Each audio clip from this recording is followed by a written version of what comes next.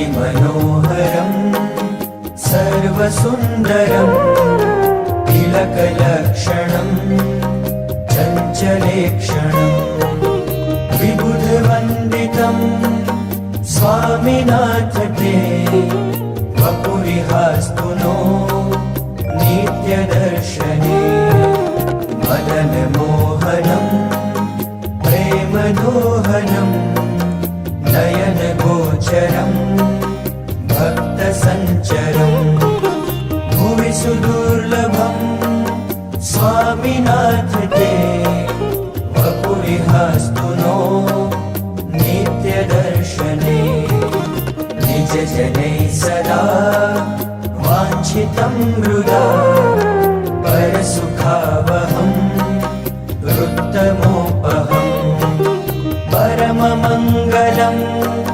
स्वामिनाथ ते